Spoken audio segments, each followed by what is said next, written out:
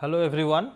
So, I think this is our last meeting before your exam, apart from the regular scheduled lectures are there, and those lectures are already recorded. So, it is not a live case, you will observe the already recorded one, and I think that is also in the last week you are observing that one, and this is live session. So, we are meeting last time before your exam. So, first let me tell all of you the best of luck for your exam, which will be conducted in a couple of weeks, and there will be, there are 2 sessions, and the questions are almost gate type questions. Alphanumeric type answers are there. You have to give answer numerically, or you have to give answer in MCQ type. So, accordingly weightage are also there in the questions. So, let me tell you that you must prepare well for your exam, and prior to that, this is our second live session. In first live session, when we conducted, by that time almost around 5th week of the course was running. So, you had the exposure up to your drilling part. First 3 weeks are there for drilling part, and next 2 weeks were there, that time it was explosive, their testings were going on.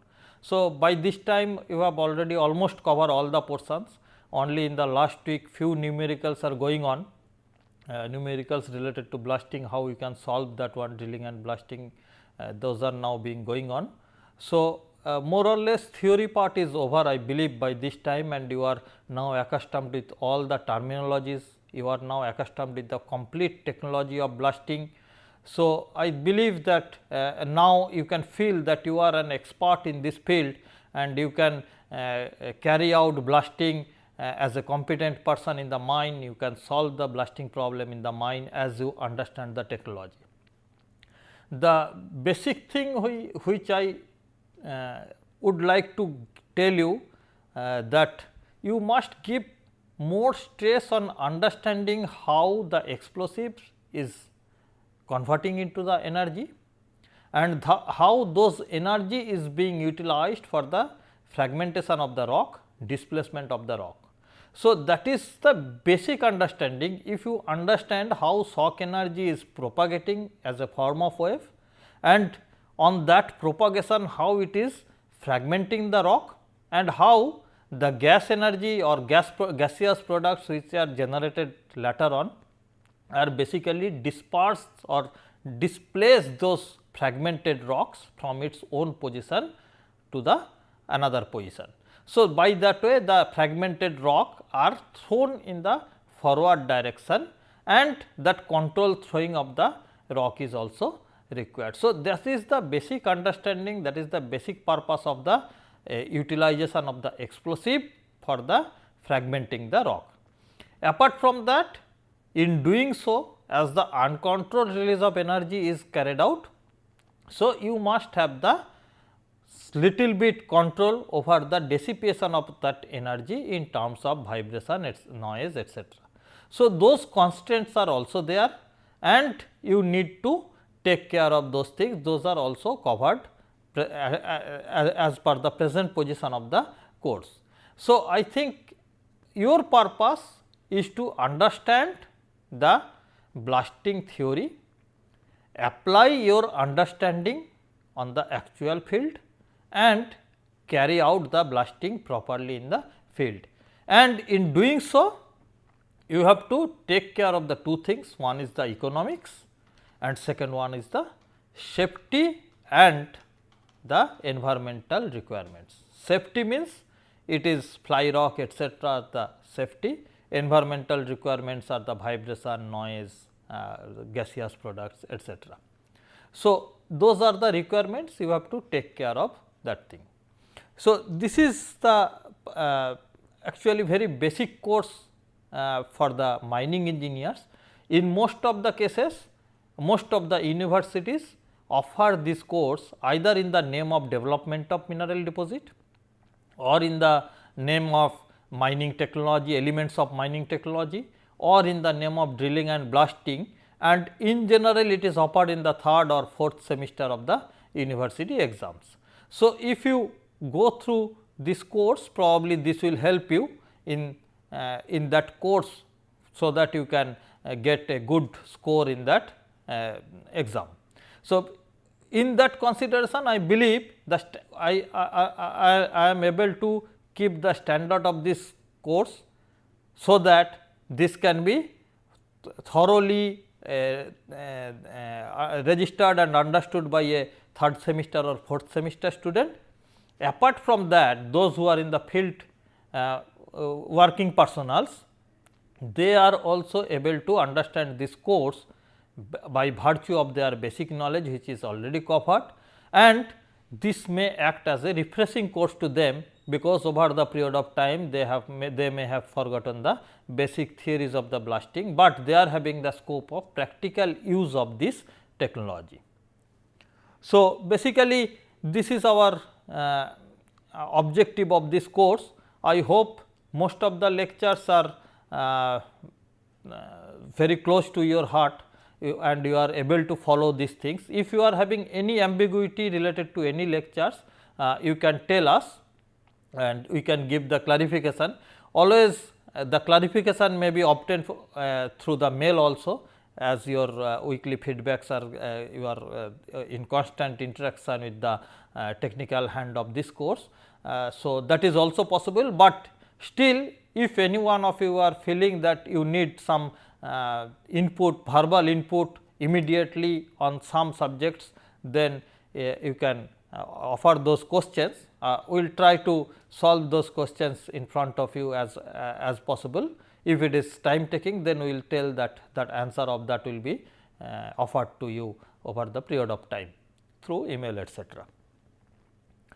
So, any ambiguity may be discussed, and my sincere request is that please keep your question related to the subject.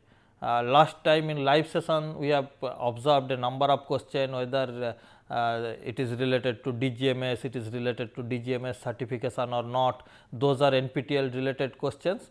So, those are basically it has to be replied by the NPTEL people, because NPTEL courses, these MOOC courses are valid across the universities. It is not related to DGMS, etc. So, basically if you are going through this course, that does not mean you are you can be considered as a competent blaster or something like that.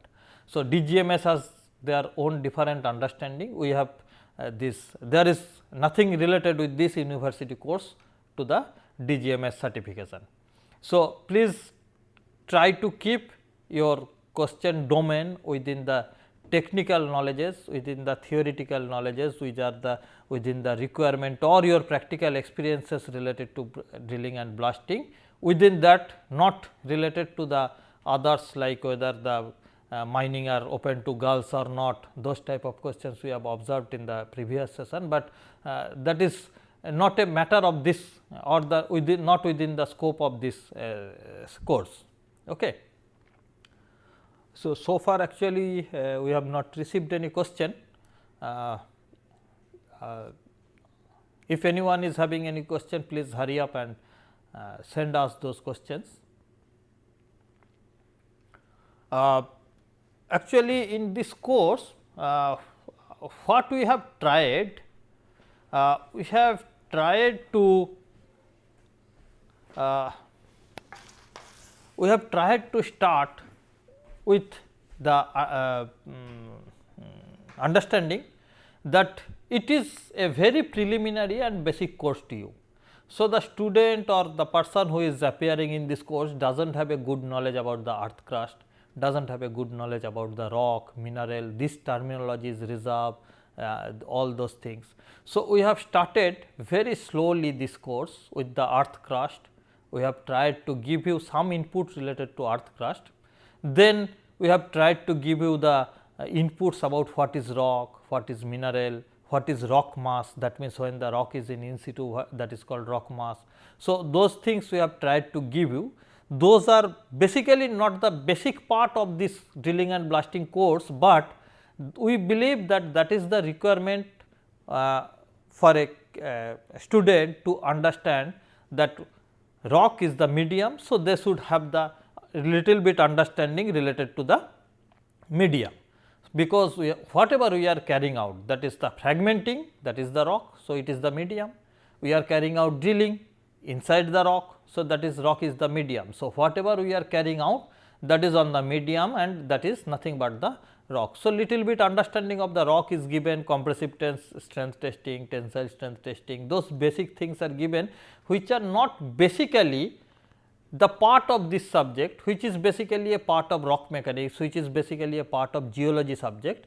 But as the students are not directly within our control domain, so it is expected that the participants should have little bit knowledge related to these things, which are required to understand this subject. So, the initial lectures, probably the first week lecture was spent to give you the understanding about the rock, to give you the understanding about the earth crust, to give you about the understanding about the related different parameters related to rock. So, those are given to you the inputs. Then we have gone to the drilling, which is nothing but the operation carried out to provide a space for explosive for carrying out the blasting. So, we have discussed drilling a little bit, and we tried to cover the maximum part of drilling, though it is not covered mechanically. In this course syllabus, we covered the drilling as the applicant or as the application purpose, not the mechanical purpose. We have not discussed lot about that, what is the role of thrust, what is the role of feed pressure on the drilling, those are not discussed here, because that is the domain of the mechanical engineers, mechanical people. Mining people are the applier of the drill machine. So, what is the mining people requirement? The utilization of the drill machine to carrying out the drilling, and their intention is that drilling must be of the specified length, drilling must be of the specified diameter, and drilling must be carried out within a time limit. That means, the penetration rate must be achieved, and the drilling pattern is the important for the mining purpose. So, mining people has to decide the drilling pattern, and those we have discussed for the surface blasting, for the underground blasting, we have discussed different drilling pattern, and I hope those understandings are you are able to follow those understanding, because probably if you go through the textbook, their classification system of this drilling pattern etc., are little bit of different type. Probably you will find out pyramid cut, wedge cut, burn cut, drag cut, then fan cut, those are the cut directly given to you. But no, in most of the textbook they never tell that pyramid cut is basically a double wedge cut, then fan cut is basically a half wedge cut. Those things, those understandings are tried to explain in this lecture, so that you can visualize and you can understand the drilling cuts etc. So, and the utilization of that when the blasting is being carried out for the surface or underground blasting, that is also discussed in these cases. So, I think we have received a question that do every time stemming column length be greater than the burden length. Actually, this is a little bit different one. Say that stemming, requirement of stemming is what? You please try to understand this one. Say burden length depends on the your basic blasting theory, that means your shock wave has to propagate, it has to return back, complete the tensile slabbing, and then your gas will come out, and then that gas will basically throw the fragmented rock. So, that is the technical requirement of the burden length. It is technically defined, it is technically specified. What is the purpose of stemming? Our purpose of stemming is also very specific. Stemming basically gives the confinement to the generated gas. So, our requirement of stemming is that it must give the confinement to the gas which are generated inside the hole, so that the gas should be, the expansion pressure of the gas should be utilized for the displacement of the rock mass. So, basically it is not interlinked to each other. The linking is carried out while we are carrying out the designing. The reason is that, say whatever our whole length is there, there is a rule of thumb is given to us that if the stemming length is less, then what will happen? Our generated gas will throw out the stemming material. So, it should not be less than that, and that is why the stemming length which are specified in the trial blast design are in some consideration of rule of thumb. So, basically your perception should be like that. Say first is that whatever design is given, or in this course also whatever design we have discussed, either it is a Lange-Fors-Killstrom specified trial blast design or Konya specified trial blast design, whichever it is, whatever is discussed, okay, that is nothing but the trial blast design. That means, you must have to start from a point for your particular own case. Where is the starting point? You do not have any idea. So, to start from a particular point, the guideline is that you follow any trial blast design. Okay. It is something related to your numerical methods of solving this one, say Newton-Raphson method. In all those things, you consider an answer, put that as x value. If that is coming positive, then you go for the lowering the value and check whether it is coming negative or not. So, something like that, then you are trying in between those two values. So, similar to that, the starting point from where you should go for carrying out your trial blast design, that is the point where those designs are given, either it may be given by Lange-Fors-Killstrom or it may be given by Konya or may be given by Swedish people. So, there are different methods or Hagen methods, different trial blast methods. I have discussed that in length in our lecture also. So, in your practical case, the stemming length has to be decided based on your charge quantity requirement and your observation on the blasting. While you are carrying out your high speed videography, you check whether your stemming is being ejected during blasting or not. If it is being ejected, I have shown in some of the video, we have shown you a downloaded video from the YouTube, a number of downloaded video. In number of cases I have shown you the stemmings are being ejected. Okay. So, this, if the stemmings are being ejected, that means your stemming length is insufficient. The generated gas pressures are able to throw out the stemming length, or the stemming length compaction was not significant. So, consideration of that, you have to have the sufficient stemming length, sufficient compacted stemming length, so that your gas pressure should not be lost in that stemming ejection. So, that is the stemming length requirement, and your burden distance calculation is purely basically based on that theoretical requirement, which you are able to observe from the vibration analysis and from the high speed videography of the blasts. We are having the second question. If we have not the free phase in surface blasting, what is the design pattern for blasting? Say, if your free phase is not there in the surface blasting, then your burden distance is infinite.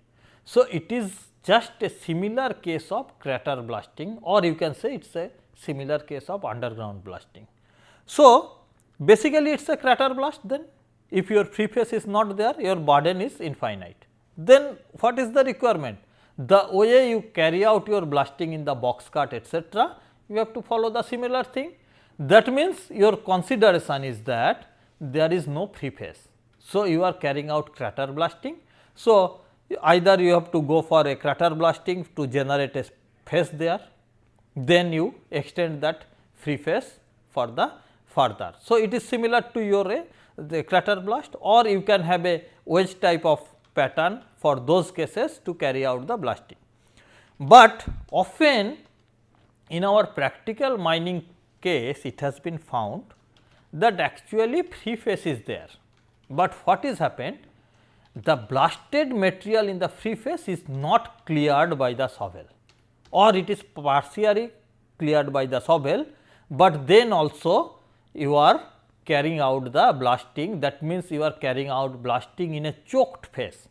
Actually free phase is there, but free phase is choked. Okay. So, this choked free phase, if you are carrying out blasting, I designate it as a ill practice. Okay. That means you are practicing a wrong practice. What you are supposed to do? You are supposed to clean your free phase first prior to your blasting. So, it is ill practice. Free phase is not there and you are carrying out a blasting, that is different issue. You are carrying out a crater blasting for box cut etc., where free phase is not available, or in the underground mining case. But your free phase is available, but it is choked and you are carrying out the blasting, then it is an ill practice or it is a wrong practice. I strongly recommend you should not carry on the wrong practice, okay, because carrying out a wrong practice gives a wrong example to all concerned, apart from the safety, environmental, all those threats. So, in any condition never practice a wrong practice. Okay. This is my sincere advice to you.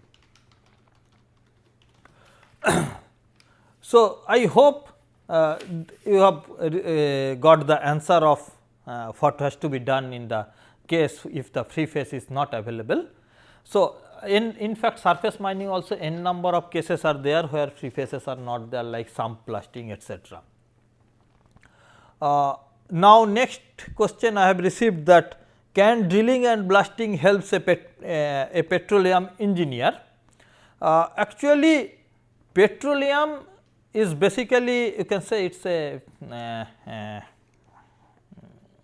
liquid mineral extraction, I can say it is something like that. Okay. So, this extraction process is different. Say like we are having different in case of you have also read, we are having solution mining system, we are having mechanized mining system where no one goes inside the mine, but mechanically the things are excavated, underwater excavation system. So, similarly, petroleum is a special type of mining system where the target material is liquid, and so we are having the option that we can pump it out. So, what we do? We carry out drilling. So, drilling is a very important part in the petroleum. Position of the drill holes are also very important, because you have to go for a number of drilling and you have to pump out the petroleum from the drill holes. So, the permeability of the petroleum bearing strata is very important, so that you can pump out a zone of influencing area from where you can pump out the petroleum from one hole. So, it will not serve for the rest part. So, you have to carry out drilling in another part for that. Blasting is also required in the petroleum field, that is in the petroleum exploration part. Generally, petroleum exploration is carried out using the seismic method, and to generate huge seismic energy, seismic wave, often blasting is carried out as a source. In general, in laboratory or small subsurface area where the exploration is carried out, seismic exploration is carried out, generally hammers are used as the source of seismic wave, but petroleum is a deep seated one. So, to penetrate up to that depth, we need a very strong seismic wave source. For that, blasting is carried out as a seismic wave source. Apart from that, generally blasting does not have any role on the petroleum mining, but hydrofracturing is utilized for increasing the permeability in the petroleum field. So, directly blasting for fragmentation is not used in the petroleum field. So, I hope you got the answer of this one. We are having another question now. In surface blasting, how do we determine direction of blasting if different types of joints such as vertical joint set and horizontal joint set, inclined. I think it is incomplete. Is there something else? Such as in fact, you may come out again if I am unable to understand the full question. Probably what I am thinking that probably you would like to know if the different joint sets or the number of joint sets are existing, how you will control the throw of the blasting. So, this first requirement is that our requirement is the direction of excavation. Okay. Say our bench moves in some direction and our blasting we direct them as per our initiation system. We have already discussed our initiation system for the surface blasting, we have also asked for the surface blasting. So, the initiation system give us the movement direction of the blasted material, either it is row to row blasting or it is a V cut blasting or it is extended V cut blasting or echelon blasting. So, basically by giving different delays, we try to direct the throw direction of the blasting. So, what we carry out? We carry out the different position of the hole, blast it out differently, so that the void space are created. That void space will act as the free face for the nearing hole. Then if that is the free face to the nearing hole, then the nearing hole will try to push its fragmented rock into that direction. So, basically that principle is utilized for all those initiation patterns like V cut, extended V cut, row to row cut, echelon cut, and by that way we basically try to direct our throw direction. In general, basically our requirement of throw is very limited. We do not want to disperse our fragmented rock a lot in the production blasting, but often it is carried out to avoid the misfired direction. Extended V cut and V cut blasting are having some role in the collision of the fragmented rocks to having better fragmentation, but simultaneously one has to remember these two initiation system gives the more confinement to the explosive, which will generate the more vibration in the field.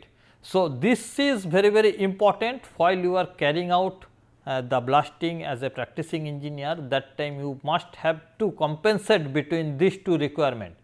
Row to row blasting will give us only single directional throw, but your channelizing explosive energy as the vibration will be limited in the row to row blasting. That is why row to row blasting generates less vibration than the V cut or extended V cut blasting.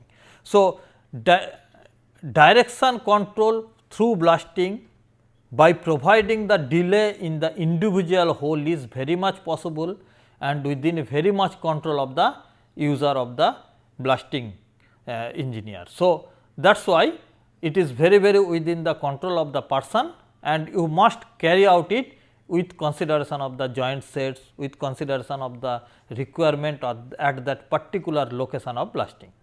Okay. I think this is if you are still having any doubt on this, you can clarify your question. Clearly explain the single row and multi row blasting technology. Actually, I do not understand what is the meaning of clearly explain the single row and multi row blasting, because the multi row means it is a number of single row blasting. Okay. What is happening if we are carrying out single row blast? Say suppose our requirement is that for our achieving the production target we have to blast 100 holes.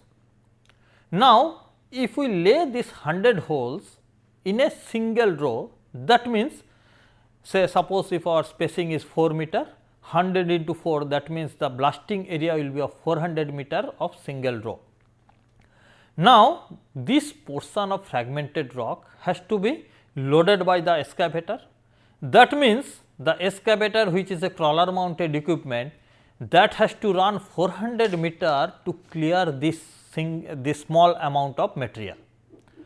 Now, to avoid that run of the excavator, generally we go for the multi-row blasting. So, that if we divide that 400 meter into 4 rows of 25 meter, 100 meter, then what will happen?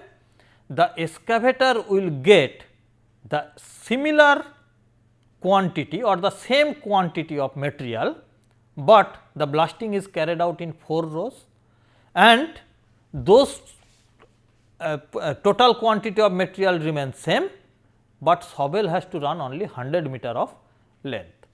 So, the efficiency of the shovel will be increased, but our blasting purpose is solved. Here what we do? We provide delays between the rows, so that the first row will be blasted, and when the first row is blasted and detached from the main wall, then only the second row will be blasted. So, that for the second row the back portion of the first row of holes will be the free face. So, that means it is the single row. For the second row also it is a single row blast, but there is a time gap. So, basically this time gap is not affected by us, this time gap is in millisecond. So, it is not affecting us practically, but our shovel running will be significantly reduced, it will be more efficient, and we are able to get the similar quantity of material. So, that is basically beneficiating us. So, there is no technological difference, blasting technological difference is not there in a single row or multi row blasting. Both are same, only what is happened, we are utilizing the small time gap with a small considerations calculations of the burden movement time. By that, providing that delay, we are carrying out the multi row blasting, which is basically a number of single row blasting. Okay. I think it is now clear to you. We are having the next question. Recently I get to know about the multi-layered blasting. Is this course going to cover what its applicability? Actually, multi-row blasting is a very special type of blasting. In fact, in this course, this special type of blastings are not covered. Generally, that is special type of, say, hot hole blasting, multi-layer blasting, then your cast blasting. Okay, these blastings are the special type of blasting carried out for different purposes, demolition blasting. So, like that way n number of special blasting technologies are there. So, what is happening in this multi-layer blasting? Basically, in multi-layer blasting, each layers are considered as the separate benches, okay, and those are calculated in such a way, so that can be blasted separately. There are two different types of blasting carried out in this. One is that multi-layer blasting carried out with hard, soft, different types of strata, so that the explosive energy can be utilized better, but as a product we do not want that the separation of these materials. That means, suppose in our overburden rock we are having a layer of sandstone, we are having a layer of shale, we are having a layer of high grain sandstone or shelly sandstone, this type of different rocks, and those are all overburden that has to be blasted, but their strengths are different. So, they need different quantity of explosive. So, we consider them as different benches, we blast them, allow them the fragmented those rocks to be mixed each other, and that can be loaded by the excavator and thrown it out in the overburden dam. That is one requirement.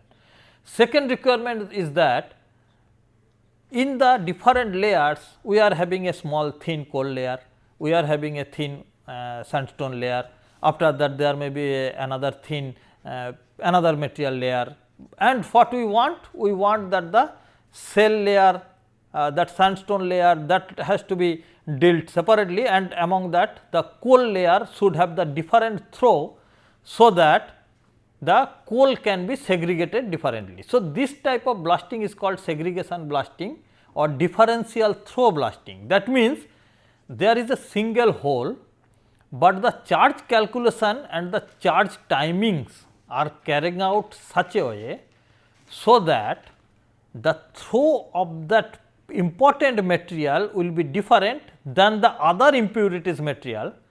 So, that the important material that will be segregated at a other distance, maybe larger distance, and that can be taken out separately as an economic material.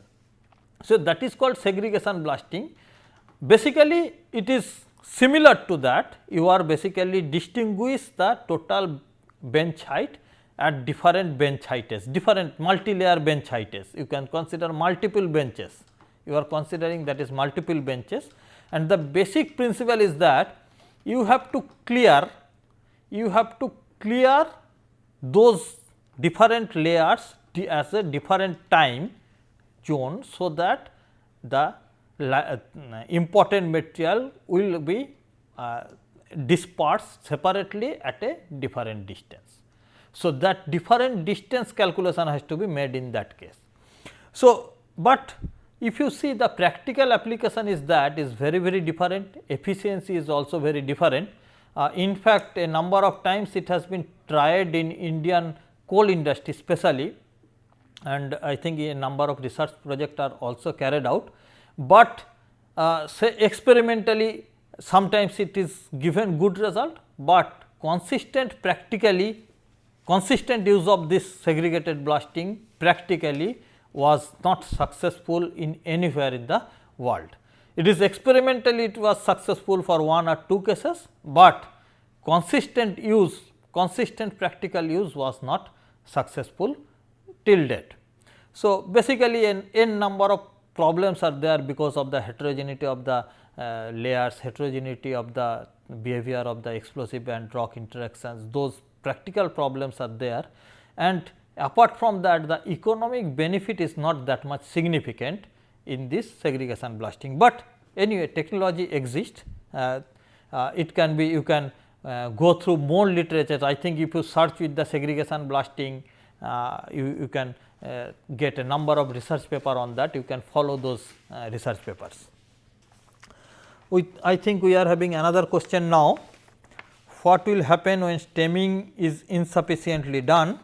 Say insufficient is means the stemming will be ejected and you will lose the gas pressure. Say confinement of the gas pressure will give the expansion as P V to power gamma, and basically that increase manifold the gas pressure because of the high quantity of heat in the confined condition. Huge generation of the gases creates the pressure manifold in the adiabatic changes when it is the confined condition. But if the confinement is not there, then a pressure will be lost through the hole, and simultaneously will lose the heat energy also in that. Perhaps if you observe the YouTube videos, you will find out the flame is coming out, stemming is ejected, flame is coming out. That means you are losing the heat energy also through that stemming ejection. So, proper stemming is essentially required for the proper utilization of the gas energy, that is the essential requirement. Okay. I think this question is not complete. Uses of NonAL in open cast mines. So, basically we have discussed this in details in the lectures. Say NonAL is nothing but a special type of detonating fuse, which basically transfer the shock pressure from one point to another point. So, that is basically the detonating fuse is having the same purpose. Detonator is the device which convert the flame to the pressure, shock pressure. Detonating fuse is the device which transfer the shock pressure from one place to another place. Okay. That means, it may be from the detonator to the hole mouth to the hole bottom, or hole mouth of one hole to the hole mouth of another hole. So, basically this is the transfer of shock pressure from one point to another point. Basically NonAL is doing the same thing. What NonAL is doing? NonAL is basically stepping down the shock pressure to a lower level and again stepping it up to the desired shock pressure in its delivery end. So, what is happened in the receiving end? NonAL take pressure from the detonating fuse or from the detonator, then it reduce the pressure magnitude, transfer that reduced pressure magnitude in the NonAL itself, then in the delivery end of the NonAL you will find out there is a detonator which basically again boost up the shock pressure. Okay. So, that is basically the purpose of NonAL. We in fact, we use NonAL in underground also, not in underground coal mines. In underground metal mine, NonAL is a very common detonating fuse used. So, purpose of NonAL is that it transfer the shock wave in the surface as a surface connection or as the down the hole connection. And already the benefits are discussed in the lecture itself. I will request you please go through the lecture once more, your doubts will be clear, and after that also if you are having any doubt you can come back to us. I think this answer is okay to you. If still anyone of you are having any doubt related to these things, please also do not forget to email us, or we are having the forum. So, paste your question on those forums so that we can give back to you. So, I think your exam is very close and you are now very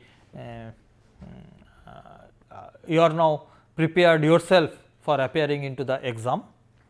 So, basically your questions are not very tough, which are discussed in the lectures. Questions are within that domain only. You should have your just knowledge must be clear to you, the basic understanding related to drilling and blasting must be clear to you, so that you can answer those questions. I think we have already carried out those assignments. So, you have something understanding related to the what type of questions can be created from this course, that is now known to you. So, you prepare yourselves in that similar fashion and I hope you can perform well. I have got another question here. Actually controlled demolition of building is not within this syllabus. In fact, I am having in my mind that in future I will give another advanced course on the blasting. In that advanced course, we will discuss this special type of blasting methods and also we will discuss the basic of the vibrations, basic of those fly rocks, etc. All those details, how you can control those things, how you can analyze those things, how you can interpret from those things. So, that will be your advanced course and that can be given at a later stage. I hope maybe in future, very near future, I will come out with that advanced course, but presently it is not in this course, it is not possible to accommodate all those things, because lectures hours are limited. We had to cover all the parts. Demolition blasting is a very special type of blasting and in fact, the understanding of the structure is also very important in the demolition blasting. So, basically demolition blasting, in the demolition blasting you have to follow the sequence of breaking the portion of the building, that is very important, which is carried out. So, this is rough understanding. Theories of demolition blastings are available in different textbooks, but those are theories, again that is just like your trial blasting, it is the theories. So, you have to apply those theories in the practical field, only you can do after getting the details of the structure which has to be demolished, that is very important. The structure detail is very important for the demolition blasting, and I think you have observed a number of YouTube videos are available in the demolition blasting. Beautiful videos are available. Okay, almost zero fly, fully controlled demolition videos are available. So, that is not that much tough to exercise. In fact, in presently in India, especially in Hyderabad, those who are from Hyderabad municipality is practicing demolition blasting heavily because of the construction of their metros, etc. So, now Hyderabad is constructing metros. For that they need to demolish a number of high rise building, and they did it using demolition blasting, and they have successfully carried it out. So, it is not that in India we are not practicing it. In India we are also practicing demolition blasting, and that is, it is not that much tough technology. Okay. You may think it is tough, but it is not that much tough technology, only you need to follow the sequence of breaking of the different elements or different arms of the structure. So, that is only that much is the theory, you have to apply that. It is little bit civil engineering understanding is required, that is that much carried out easily. So, I believe that in near future I will come out with the this type of courses. I am having another question, help and guidance for GATE 2019. I think say I strongly believe one thing, GATE is an exam which basically tests the basic understanding of the student about the related part. So, if you are having the basic understanding related to drilling and blasting, you can answer the drilling and blasting related questions of the GATE. So, not only drilling and blasting, for all the subject, whether it is ventilation, whether it is rock mechanics, whether it is your surveying, if you are having the basic understanding, and in that case you can easily answer the basic questions. And also you will find out a number of GATE questions are related to mathematics, etc., physics, general mathematics, general physics. So, general understanding of the science and the basic understanding of the concerned engineering technology will give a decent score in GATE. So, I think a student, they may follow the previous GATE questions, that will give you the very much idea about the basic understandings of the types of GATE question, and I think that will give you the basic understanding about the GATE related questions, GATE questions related to drilling and blasting also. In fact, I think already a number of assignment you have solved. In those assignment we have found a number of GATE questions we have used as the assignment for you. So, I think basic understanding of the subject will give you the good preparation about the GATE. So, it is not a specific to GATE 19 or GATE 20 or 21, GATE is always a GATE. Okay. So, it is not specific, you should have the basic understanding about the subjects. So, these are the basic theories, but again I will request you, please try to confine your questions related to technology, because we want to discuss about the subjects, okay, knowledge of the subjects. It is not related to GATE exam or other things. So, subject syllabus is now well understood to you, and you must perform well in this. What I basically want, that the blasting theory, drilling and blasting technology, you should have a clear idea after going through this course. There should not be any ambiguity in you related to drilling and blasting technology. If you are having that one, then all those other special type of blasting theories, say like demolition blasting or cast blasting, you can solve all those problems with a little bit of ahead study by yourself only. You can solve all those problems if you are having a good understanding about the basic blasting technology. So, I think we are having another question. Can you tell me the resource from where you have asked questions? Say question is question. So, there is no resource, or I cannot tell you what is the resource.